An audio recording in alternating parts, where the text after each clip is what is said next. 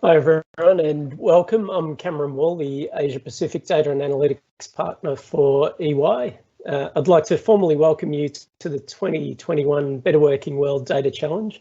I'm excited that you've decided to join us on this adventure to find out how we can use data and AI to help the real-time management of bushfires. This is the third time that we've run a challenge of this type, and I've been lucky enough to see how it's grown over time. When the idea was first created, we were looking for young and talented minds to help us solve some of the biggest challenges that we as a community were facing. And over the course of the challenge, we've seen many finalists join EY as interns and employees to solve some of the most difficult challenges faced by our clients. This year, I'm excited to see the challenge expand in terms of geographical reach and also in terms of collaborators. Microsoft and Geoscience Australia join us for this challenge, who both share our vision and are supporting the challenge by providing the technology and data that you now have access to. As many of you know, bushfires are a global issue, devastating homes, lives and biodiversity, and we're tasking participants to help us improve the management and response to bushfires. Bushfires, wildfires or forest fires affect parts of America, Africa, Asia, Europe and Australia every year. These devastating scenes captured from the 2019-2020 summer season in Australia shows the severity of the fires. Firefighters don't just battle the blazes, but need to be prepared to understand their behaviours. This year's challenge is designed to help streamline the process of responding to bushfires. You'll learn how to collect and visualise infrared line scan images and how to query and visualise satellite images in Challenge 2. In addition, you'll learn more about Microsoft Azure and work towards being certified in the software. Find out more about the Open Data Cube technology, meet lots of like-minded and budding data scientists, and hopefully have a bit of fun too. I'm going to introduce you now to Olivia Sackett, who's been leading the design of this year's challenges. She'll take you through what you need to know and give you some more insight into problems currently faced by firefighting authorities. So Olivia, over to you. Thanks a lot, Cam. We started the design of this year's challenge in early 2020, just after the Australia experienced one of the worst bushfires in memory, often known as Black Summer. Our key questions were, can we make a contribution to building bushfire resilience? How might we leverage the data challenge for this purpose? And who should we collaborate with to make this a success? Now, these questions led to a series of conversations with passionate people from numerous organisations, including Geoscience Australia, NASA CEOS, and the Country Fire Authority in Victoria, Australia. And to help you understand the purpose of the challenge that we have co-created, here's a short video clip from a couple of our collaborators at the Country Fire Authority.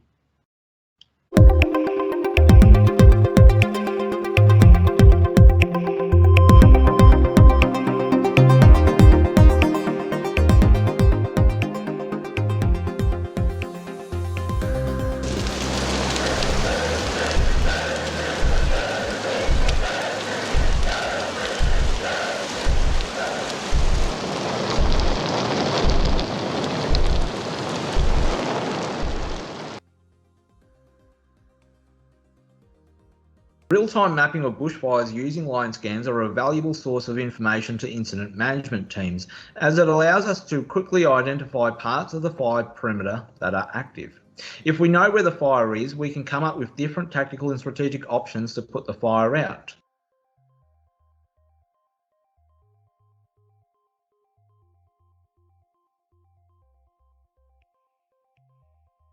Currently, line scans are digitised by incident management teams into our operational mapping tools. The maps are made for our ground crews to show the fire location. However, when the bushfire season is busy like it was in Black Summer in 2019-2020, we do not have time to quickly and accurately map all the fire perimeters.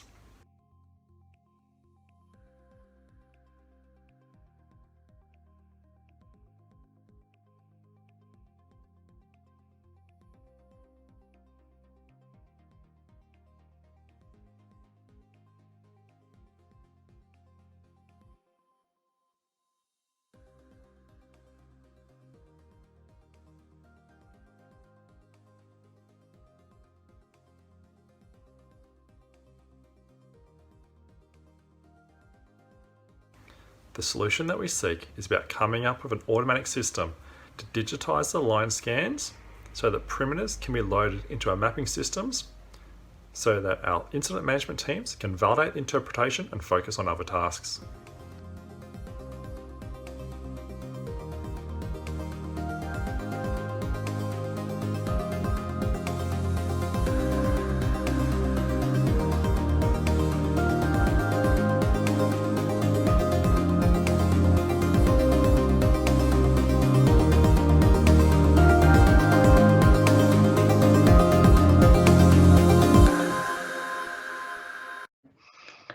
So this year we hope to attract participants with a range of levels of experience in data science, not just those with lots of experience, but also those who might be interested to start their journey into data science. And to help you get started, we've been working hard to reduce the technical and financial barriers to entry. We've been working with Geoscience Australia and Microsoft to carefully select the technology and the data sets which you're going to be able to access through Microsoft Azure. And we're also offering complimentary Azure credits courtesy of Microsoft. The data that you're going to be using includes infrared line scan imagery and also satellite-based optical and radar data for the state of Victoria in Australia. And now it's my pleasure to introduce you to Paddy Muston, who is a technical business analyst at EY. He's also part of the Data Challenge design team. And Paddy's going to give us an overview of the resources available to help you get started on your very own Data Challenge journey.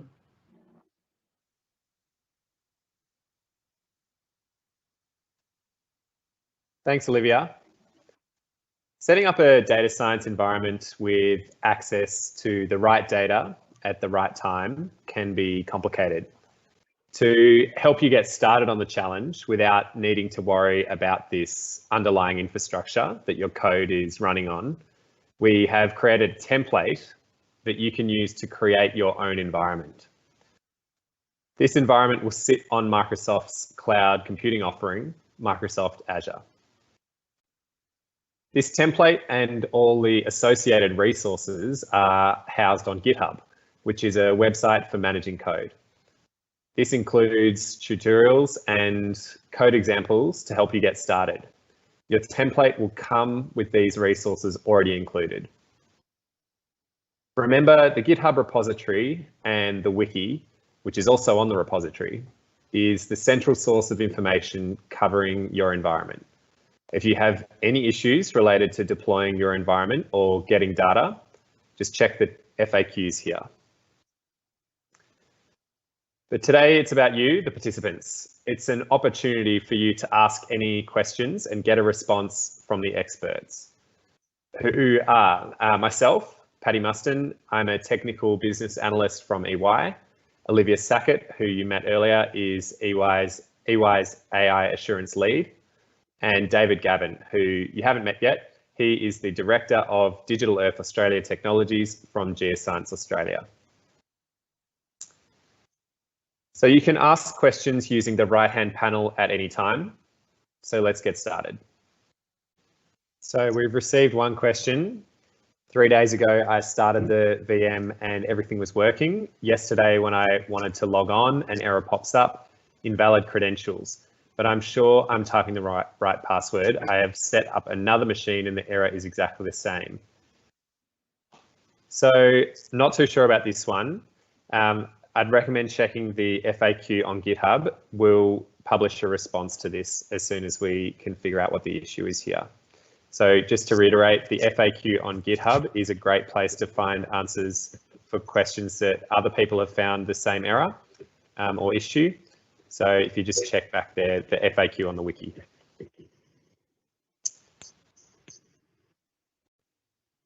Okay, we have a second question here about how do I join a team? For those of you that have enrolled in the challenge, you can navigate to a tab with the word team, and then you can scroll through a list and search through a list of other participants. And next to each participant's name, there'll be an opportunity to click a button and send them an invitation to join your team. Okay, another question here. I saw that in GDF data, there is an event feature but this is related with some places in Victoria. Also, this information has a number. What does this number mean? Is it some unit like a mile or a kilometre? I think that's a good question for you, Paddy, or potentially for David. Yeah, sure. No, I can answer that one. So the number is just part of the name. There are regions in Victoria that cover each district, and this is one of the events which that district has covered. So just treat it as part of the name. It's just an incremental number that's referring to the event.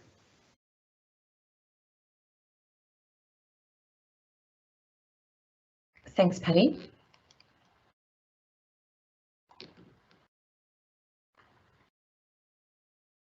Okay, another question here about what happens if the button is unresponsive when you try to approve a team member's request to join your team. I've heard this come through a couple of times. There is a limit to how many people can join a team. So there's a maximum of 4 people that are allowed to join a team. If you reach this limit of 4 people, you won't be able to add more people to your team. There may be some sort of technical issue. If you have less than 4 people in your team, please send us an email and we'll respond to your request as soon as possible. Is the access to Azure for enrolled or graduate students? Luckily for students taking part in the challenge, Microsoft is offering anybody who is enrolled in either undergraduate or postgraduate degrees access to Azure for students. So if you're part of 140 countries that have identified as part of the Microsoft Azure for Student offering, you should have access to the Azure for Student credits.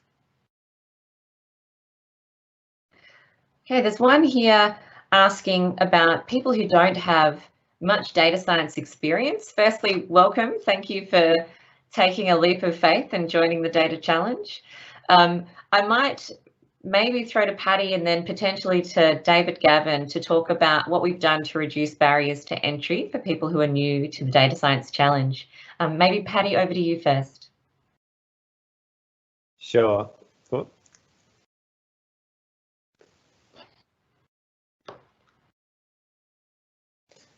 Thanks. Sure. So great question. And again, thanks for joining the challenge. Your resource group will be installed from the template with many resources, including notebooks to help you work through and understand the software, which retrieves the data for you. Potentially David can talk more to the notebooks as they're Geoscience Australia predominantly. And then a couple of getting started notebooks as well, which are focused particularly on the data science challenge. We've also, with the help of Microsoft, curated a list of data science learning resources. So these can be found on the GitHub wiki again under the 1B Getting Started Azure Environment page, including YouTube playlists, which take you through machine learning in Azure, data science and machine learning, these kind of questions, these kind of topics. Over to you, David. Yeah, so there should be a variety of notebooks that are available to you. These should range from how do you query data from the Open Data Cube, how can you create images, and then increasing complexity to suit your learning journey. Thanks for that, David and Paddy. We have another question here. So my university email does not end in .edu and does not contain .edu. I'm having an issue requesting a voucher. Thanks for raising this question. We have had a few people connecting with us to say that they're having difficulty accessing a voucher. We have been working with the development team to make sure that we're adding in new email extensions regularly. So if your email extension isn't currently showing up in the system, please do send us an email and we'll make sure that we add you to the database so that you can access the Azure vouchers, assuming that you are eligible to do so. Registrations, are they still open? Absolutely. So we've opened up registrations and the entire challenge will take part over about a 3-month period.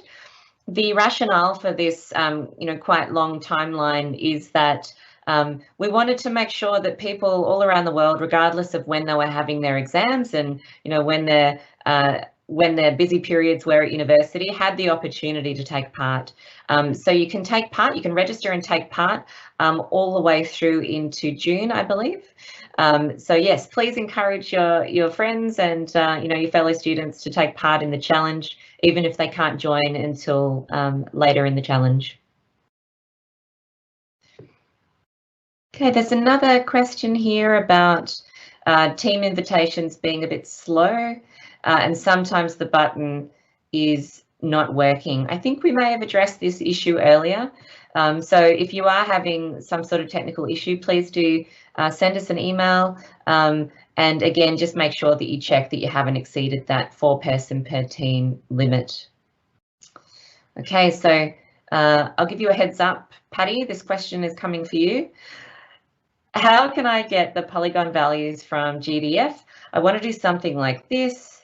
Can you see in the chat here, Patty, there's GDF geometry values or GDF geometry values naught?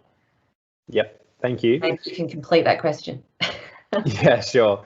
So rather than answering specifically this question, I might speak more generally to when you have a code problem.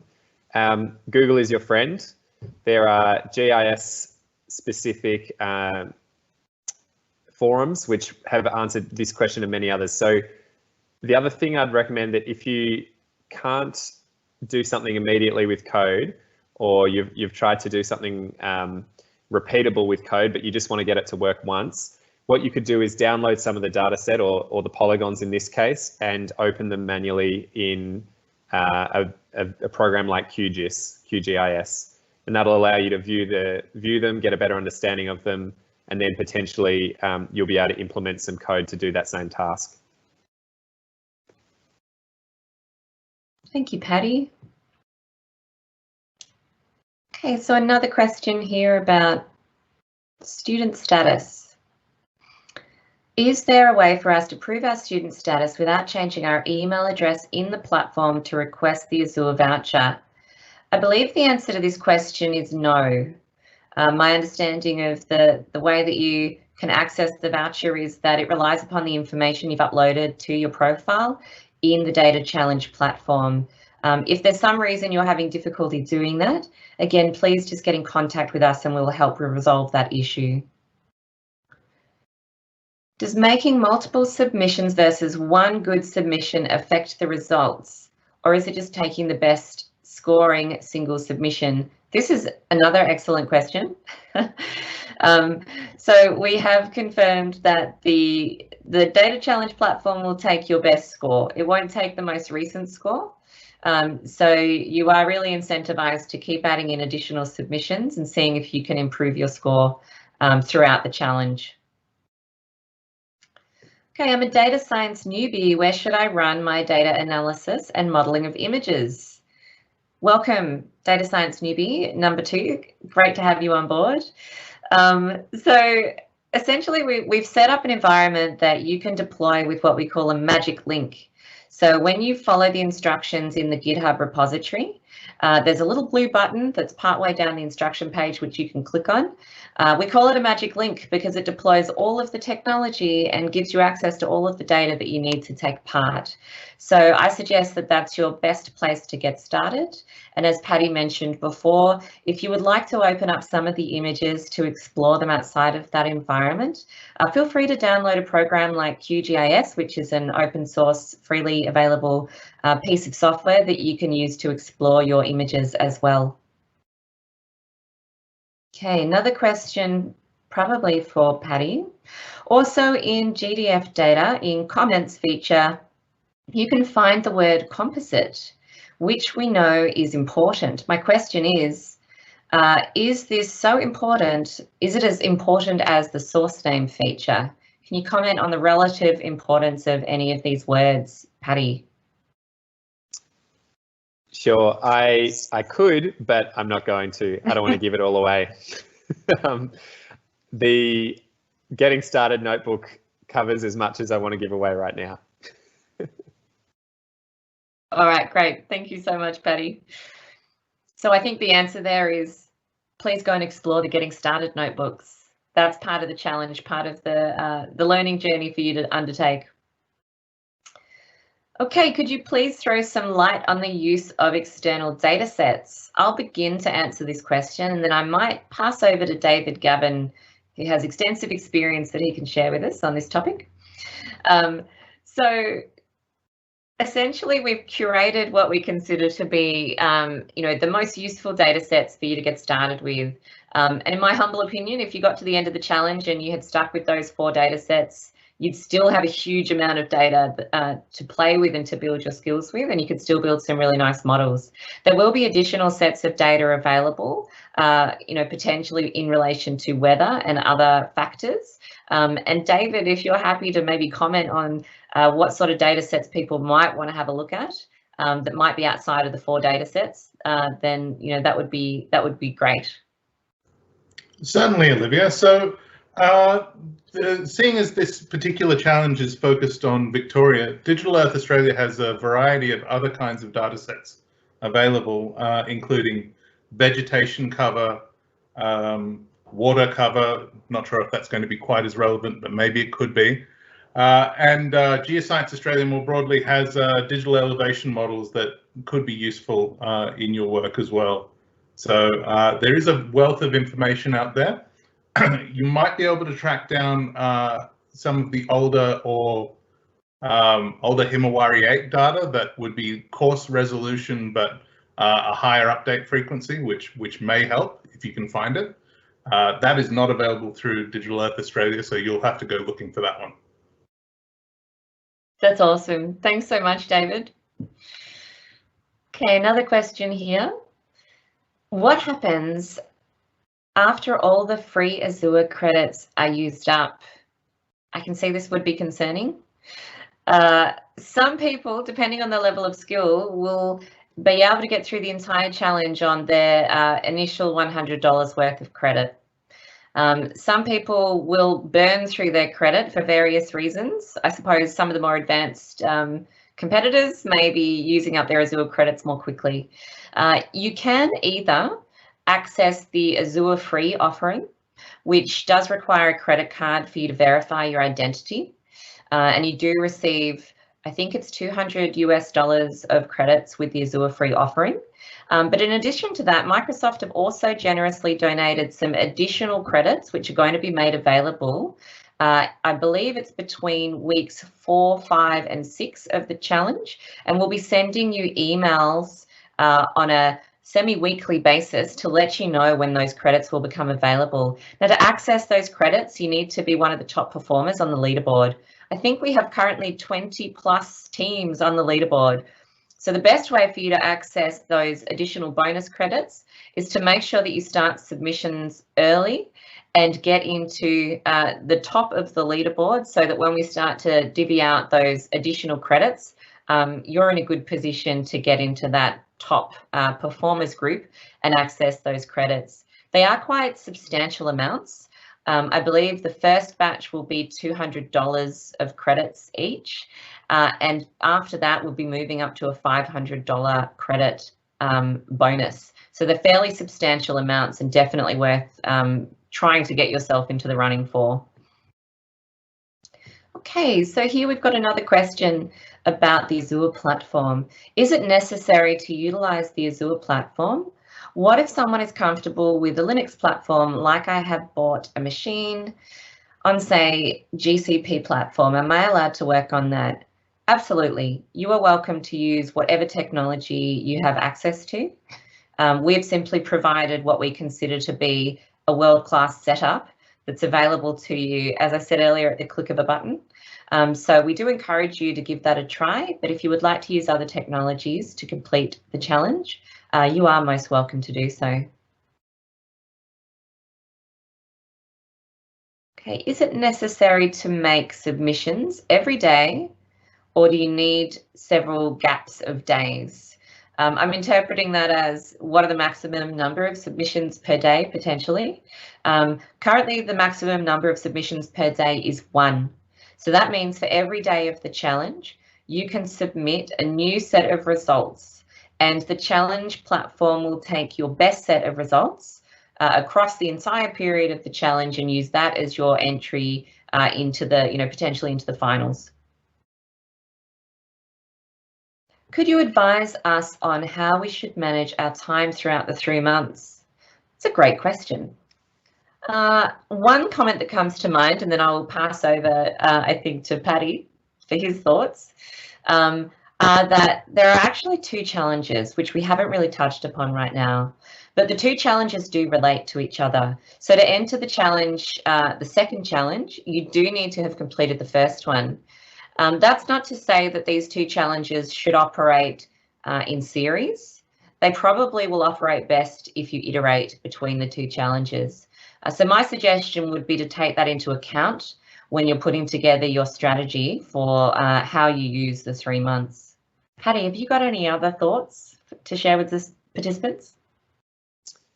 Yeah, I was just going to add to submit early and submit often. Do lots of experiments. Data science is as much of an art as it is a science, and I think there's so many different components to the data set and interesting sort of features of the data sets that you can play with and try different things with. Yeah, just try lots of things and yeah, see what results you get, submit them, come back, try again. Thank you, Paddy. There is another question about adding people to teams, and I will just reiterate that if you are having difficulty with the functionality of the platform, please do get in contact with us via the support channel. Otherwise, there is a tab which says Teams once you've enrolled in the challenge, and you should be able to scroll through a list of participants and select people who would like to add to your team.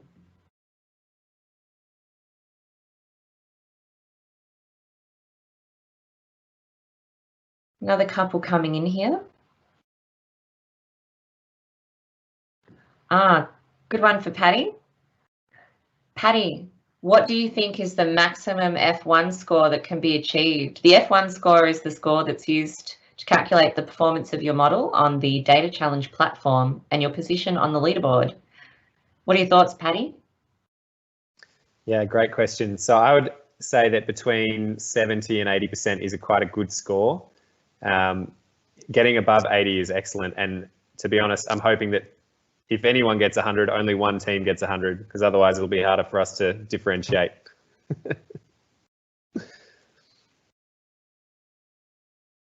Okay, one more question about technology. If I'm a student and I don't want to use the Azure platform, can I use a different platform? The answer to that question is yes. You're welcome to use a different platform. We've simply made it hopefully seamless for you to deploy your technology and access data through Azure. Question here about notebooks and resources. Perhaps this is a Paddy or a David question. We'll start with Paddy. Could you talk a little more about the notebooks and resources that are available for us to use? Thoughts, Paddy?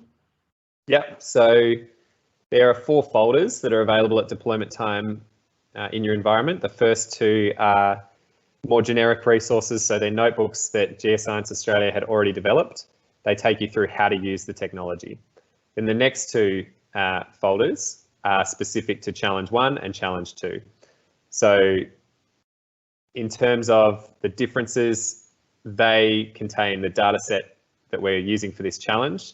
They show you how to load it. They show you how to start pulling insights out of it and start processing it. Whereas the first 2 folders are more general about how to use the technology. David, did you want to add anything to that? Just to go into some of the specifics. So if you are familiar with remote sensing, or you intend to be in the future, calculating band indices is pretty fundamental stuff for working with EO data. Some classifiers require, a lot of different information, but then there are some simple ratios between different bands that do things like correlate with vegetation or correlate with water. that one is a particularly useful notebook. And I think the coastal erosion combined with the contour extraction would both be ones I would be looking at too. That's great. Thank you, guys. And I guess I'll just highlight one more feature which is embedded in the welcome booklet. So hopefully you've seen the welcome booklet, which is available via the GitHub homepage. Nested within the welcome booklet is a infrared line scan interpretation guide that's been provided to us by the Country Fire Authority.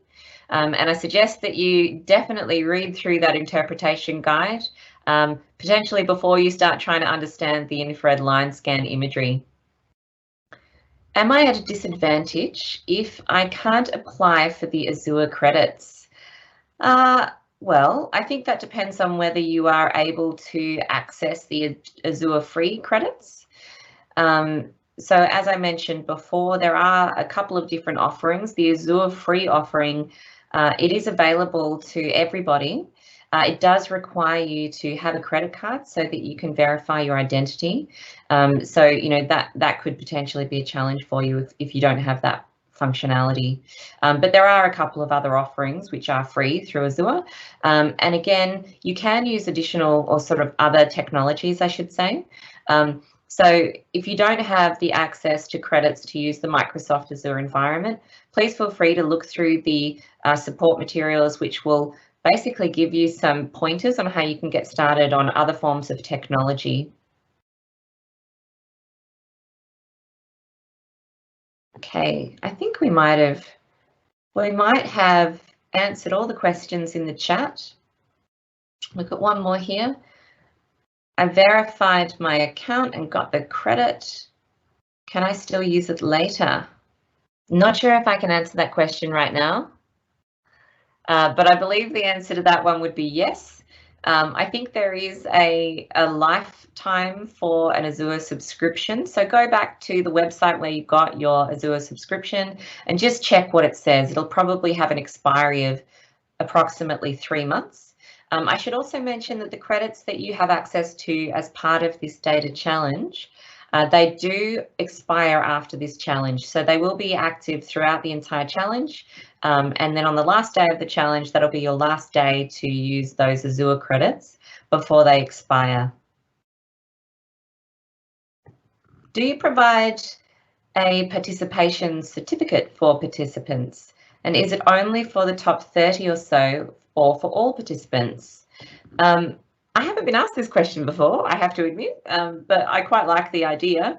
I know that we have previously provided, of course, people in the finalists get prizes, and we can provide materials that can be used for CV building. I'm not sure if that's going to be available for more than the people in the finals.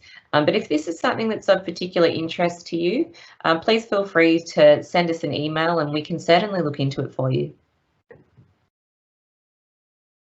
Where can we find more information and literature about machine learning models for this kind of problem, brackets, image segmentation? Is that a Patty question? Sure. Thanks, Patty. So once again, Google is your friend. I would say that's just a good place to start. Just Google it. There's lots of different courses available, free courses as well. But then if you're looking at doing something more advanced, like implementing a neural network, the kind of major Python libraries have support for image segmentation. I like PyTorch and FastAI. I know someone else has used TensorFlow to solve this problem. So really depends on what you like and how sophisticated you're looking at going. I guess those two ones that I mentioned are probably more sophisticated. You could, even as a beginner, you could end up there over 12 weeks, but maybe want to try something else first. Yeah, just recommend Googling it. You'll find plenty of resources. Thank you, Patty. And David, I guess I'm interested to know if you have any thoughts to share about the analysis of multi-band data. So some people may not have come across data with different bands, outside of the visible range potentially. Would you care to just comment briefly on what people should expect when they open up some of these imagery? It's going to be beyond the traditional, RGB image. Yeah. Something to keep in mind is that Sentinel-2 has a variety of bands that are not only outside of the visible spectrum, but of different sizes.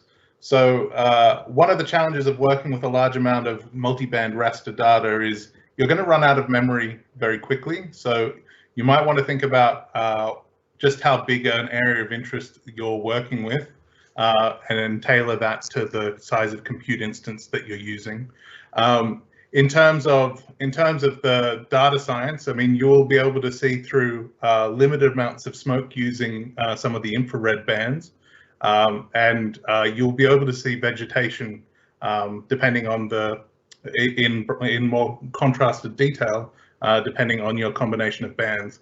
But I'm actually not an EO specialist, so that is about as far as I will go with that. But watch how much RAM you're using. That'll be a killer. Thank you, David. And I guess also to highlight that we're not just providing optical data, there's also radar data.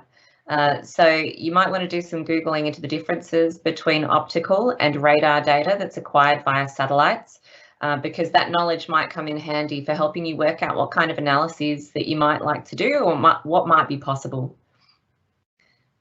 Okay, we've got another question about what happens if we use all our credits. Just to remind people that there will be opportunities to earn bonus credits, and your best chance of achieving those bonus credits is to pay attention to the emails that we're sharing with you on a semi-weekly basis and look for announcements about bonus credits becoming available in the coming weeks. Will the resources be released progressively, or are they all released already, e.g. the videos? That's an excellent question. I'd love to throw it to Jenna. I'm not sure if she's available, but essentially we do have a number of different resources that are being released progressively. So we will release resources early on that we think you might need, at the start to get you started, but there will be videos released progressively throughout the challenge. That's a great question.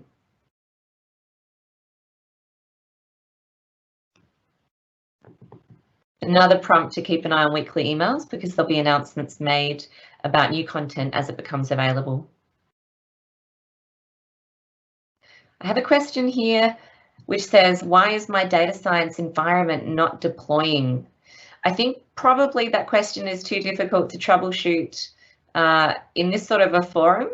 However, I do encourage you to basically take note of the errors that you're receiving so that you can share those with us via the support channel.